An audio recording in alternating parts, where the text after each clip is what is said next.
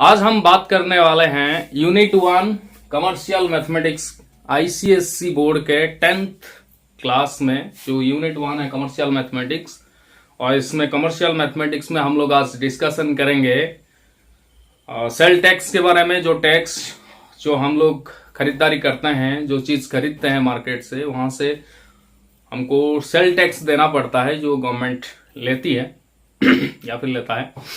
और उसके साथ साथ आगे आगे हम लोग पढ़ने वाले हैं और इनके कोई प्रॉब्लम जो है वैट वैल्यू एडेड टैक्स, तो उसको भी डिस्कशन करेंगे। सिस्टमेटिक हम लोग चलेंगे। पहले आएगा सेल टैक्स। तो सेल टैक्स कैसे निकालते हैं, इसका लिए कुछ फॉर्मूला जो है हम लोग लिखना चाहिए। तो state government collect sale tax trades from trades, central government collect tax sale CST central tax. तो सेल टैक्स स्टेट लेता है, सेंट्रल गवर्नमेंट अभी तो जीएसटी लग गया है, तो जीएसटी से पहले सीएसटी था, तो सेंट्रल गवर्नमेंट सीएसटी लेता है। तो प्रॉफिट एंड लॉस क्या होता है प्रॉफिट हमेशा देखो, प्रॉफिट हमेशा sale price minus cost price के ऊपर हम लोग डिसाइड करते हैं प्रॉफिट कितना हुआ। लॉस जो होता है cost price minus selling price के ऊपर हम लोग लॉस डिसाइड करते हैं। ठीक है, इस चीज को अगर आप जानते हो तो अच्छी बात है। यहाँ पे कॉस्ट प्राइस क्या है, जो प्राइस देकर हम लोग खरीदते हैं उसको कॉस्ट प्राइस कहते हैं। सेलिंग प्राइस जिसको कॉस्ट प्राइस को ऊपर कुछ मुनाफा रख के हम लोग बेचते हैं मार्केट में, तो उसको हम सेलिंग प्राइस कहते हैं। तो यहाँ पे प्रॉफिट हम सेलिंग प्राइस से प्रॉफिट निकल, selling price minus cost price, तो हमें मिलेगा प्रॉफिट, और लॉस मिलेगा कॉस्ट प्राइस से कम, मतलब cost price minus selling price, तो हमें लॉस मिलने वाला है।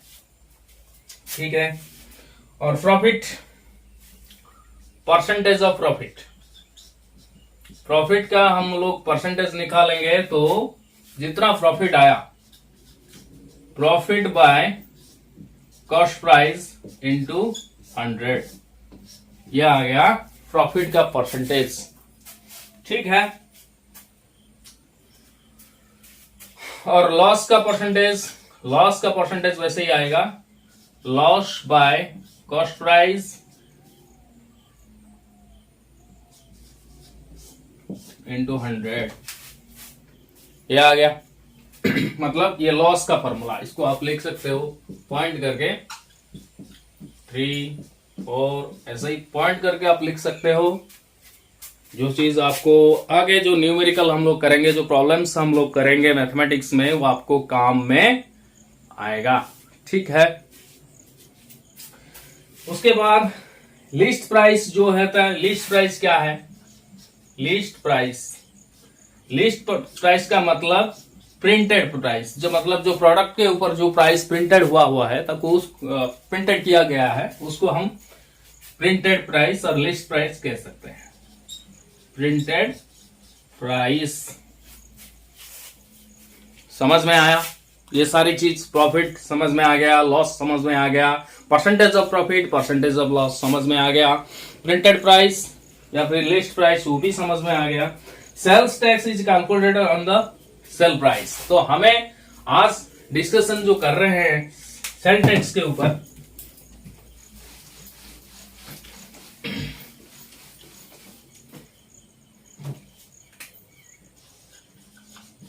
सेल्स टैक्स, तो हम लोग सेल्स टैक्स कहां से निकालेंगे, कुछ आइडिया है? सेल्स टैक्स हम लोग निकालेंगे calculated on the sale price, it is calculated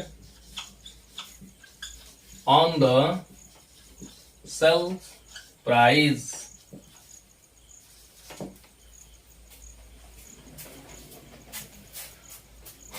okay, तो मतलब सेल्स प्राइस के ऊपर हम लोग सेल्स टैक्स डिसाइड करेंगे।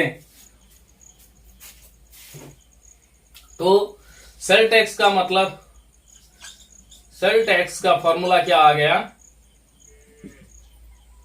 रेट ऑफ सेल्स टैक्स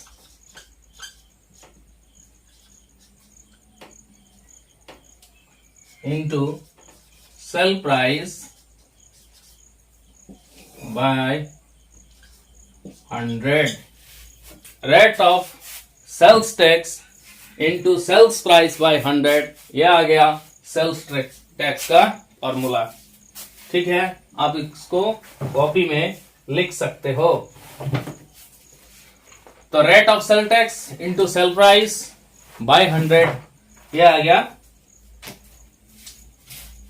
तो ये क्या हो गया, इसको और भी लिख सकते हैं ये चीज, रेट ऑफ सेल्स टैक्स कैसे निकालते हैं, ये सेल्स टैक्स आ गया। उसके बाद हम निकालेंगे रेट ऑफ सेल्स टैक्स। तो सेल्स टैक्स का रेट हम लोग निकालेंगे कैसे, सेल टैक्स जो यहां पे वैल्यू निकला होगा, ठीक है, सेल्स टैक्स का जो rate of sale tax into sale price by 100, इसमें से जो भी वैल्यू निकलेगा वो सेल टैक्स का वैल्यू निकलेगा। और यहां पे हम लोग यही लिखने वाले हैं कि sales tax by sales price into 100, तो हमें क्या मिलेगा, रेट ऑफ सेल्स टैक्स। समझ में आया। तो ये फॉर्मूला, ये इसको भी आपको याद रखना है, इसको भी, ठीक है। If the rate of sale tax is X%, इसको हम लोग इरेज करने वाले हैं, आप लिख सकते हो पॉज मार के।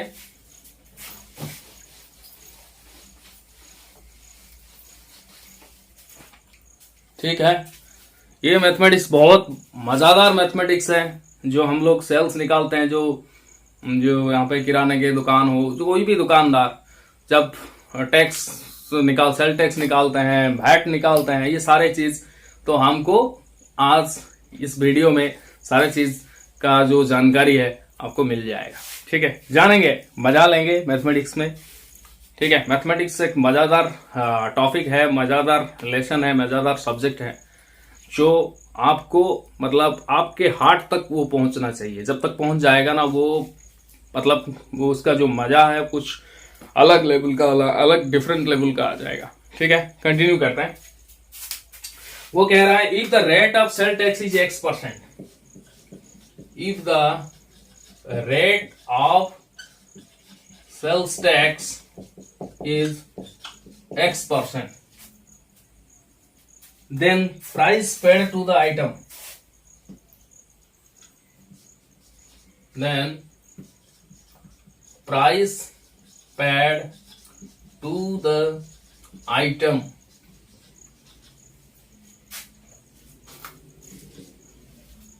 क्या है, it's sale price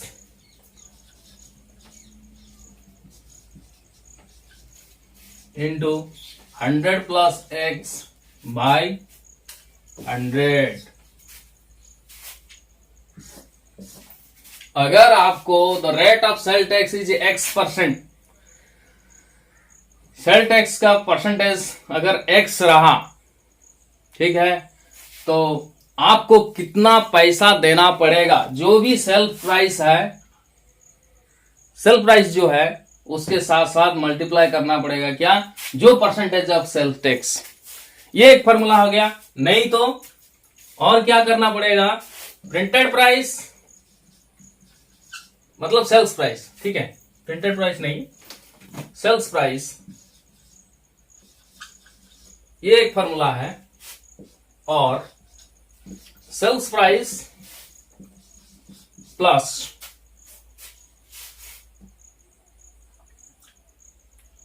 X% of, मतलब उसका जो sales tax, percentage of sales tax, X% of sales price.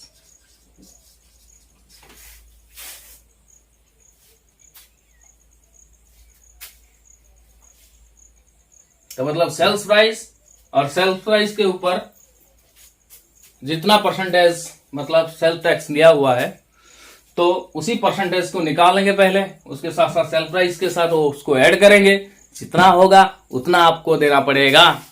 ठीक है, टैक्स के साथ विथ इंक्लूडिंग ऑल टैक्सेस लिखा हुआ है ना प्रोडक्ट। और जो मतलब प्रिंटेड प्राइस जो है, कोई भी प्रोडक्ट हम मार्केट से खरीदते हैं तो उनके ऊपर जो प्रिंटेड प्राइस है तो उसके नीचे लिखा हुआ है इंक्लूडिंग ऑल टैक्सेस, तो यहां पे सेल टैक्स भी आता है।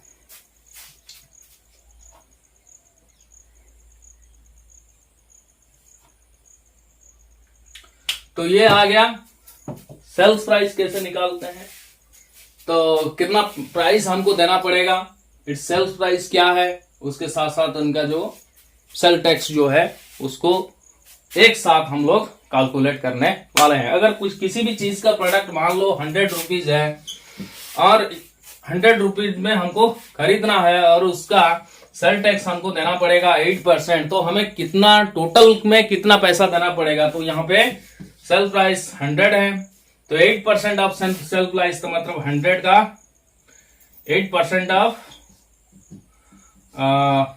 100 तो मतलब ये हो गया कितना 8 रुपया। तो यहाँ पे 100 प्लस 8 तो हमें 108 रुपया देना पड़ेगा सेल टैक्स के साथ। अगर किसी भी चीज का प्राइस है 100 और उसके साथ हमको क्या देना है, सेल टैक्स देना है, जितने परसेंटेज का जो सेल टैक्स है तो उसी सेल टैक्स को हमें देना है, तो मतलब 100 के साथ जो सेल टैक्स है 100 मतलब 8% है। मान के चलो कोई भी चीज का, कोई भी प्रोडक्ट का जो वैल्यू है 100 है तो उसका जो 8% है सेल टैक्स, तो हमें 100 का 8% मतलब 8 रुपया हुआ, तो 100 प्लस 8 108 रुपया हुआ, हमको 108 देना पड़ेगा भाई। इसमें 8 रुपया जो सेल टैक्स के रूप में गवर्नमेंट को जाएगा और बाकी मैन्युफैक्चरिंग रेट जो भी है 100 रुपीज वो दुकानदार को जाएगा। ठीक है, कभी कभी तो दुकानदार सब कुछ मार लेता है, गवर्नमेंट को कुछ नहीं जाता है, तो वहां पे जो होता है ना टैक्स चोरी, तो इस टाइप का चोरी यहाँ पे देखने को मिलता है। अगर आपको ये सारे चीज का जानकारी मिल जाएगा तो ऑटोमेटिकली आपको पता चल जाएगा कि जो चीज मैं खरीद रहा हूं तो उनका कितना परसेंटेज टैक्स गवर्नमेंट को जा रहा है और कितना ये भाई साहब ले रहा है। ठीक है, आगे आगे और भी चीज है, और भी जानकारी है हम बताने वाले हैं। उसके बाद बैंकिंग सेक्टर है, जो बैंकिंग में आरडी, ठीक है ना, आरडी के ऊपर हम लोग डिस्कशन करने वाले हैं। जो आरडी डिपॉजिट हम लोग करते हैं बैंक में, पोस्टल में, तो उसी चीज के ऊपर हम लोग डिस्कशन करने वाले हैं, जो स्टेप बाय स्टेप आने वाला है। ठीक है, आगे चलते हैं।